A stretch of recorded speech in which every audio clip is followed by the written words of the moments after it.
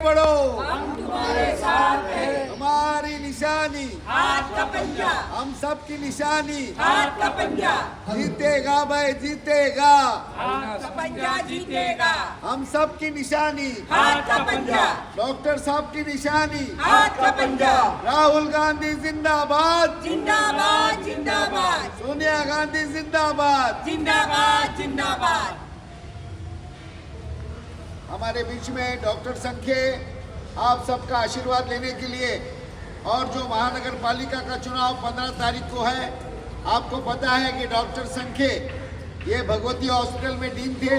महानगर पालिका की 30 साल तक जिन्होंने सेवा की, ऐसे डॉक्टर संखे जो रिटायर्ड होने के बाद में टायर्ड नहीं हुए हैं और लोगों को मिल रहे हैं और लोग उनको विश्वास दिला रहे हैं कि इस वार्ड का विकास अगर कोई कर सकता है तो डॉक्टर संखे कर सकते हैं।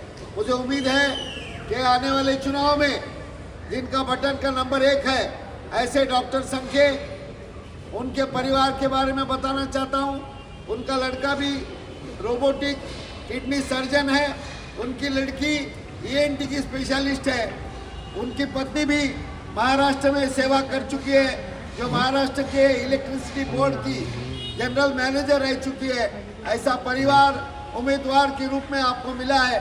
मुझे लगता है पूरा परिवार इस वार्ड की सेवा में डॉक्टर संखे का साथ देगा और आने वाले 5 साल में इस एक्सर, डोंगरी और ये यहाँ का अशोकनगर और कन्वेंस के और सोसाइटी की जो प्रॉब्लम है वो सॉल्व करने में डॉक्टर संखे ही यशस्वी होंगे, ऐसी मुझे उम्मीद है।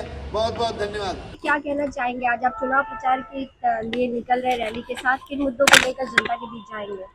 जनता में बहुत से मुद्दे हैं जो 10 साल से हुए नहीं है। तो अभी अपने रास्ते के सब खड्डे हैं, रास्ते में सबको मालूम है। समस्या खड्डे की है, पानी की समस्या है, एजुकेशन है, म्यूनसिपलिटी स्कूल है। ऐसे अनेक प्रॉब्लम है जो 10 साल से आज तक किसी ने किए ही नहीं। तो मैं सोचा, मैं अभी BMC में 30 साल सर्विस किया, भगवती से रिटायर हुआ, तो मैं अभी क्या करूँ। तो सोचा कि सेवा करूँ और जो काम किए नहीं 10 साल में हुए नहीं है वो मैं करना चाहता हूँ।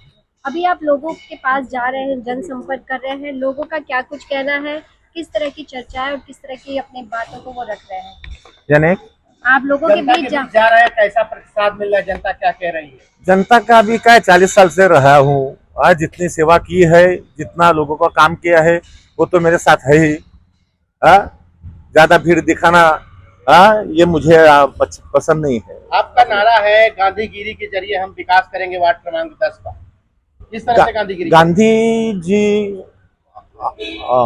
अपने लाल बहादुर शास्त्री जी और मौलाना आजाद, साहब आम्बेडकर, इनके विचारों पे मैं जाना चाहता हूँ।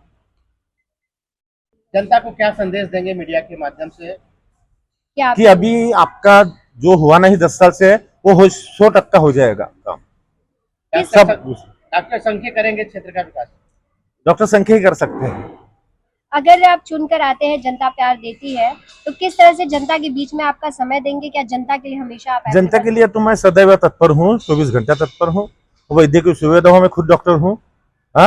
या उसको कोई पुलिस का, तहसीलदार का जो भी प्रॉब्लम है, जो BMC का नहीं है काम, उससे और ज्यादा करूंगा काम। उनके आने के बाद आपका पहला कार्य क्या होगा? मेरा प्राथमिक कार्य ये जो एक्सर गांव है, डोंगरी है, नायतोड़ी है, उसको अंदर के रास्ते खराब है, वो पहला रास्ता मैं कर दूंगा।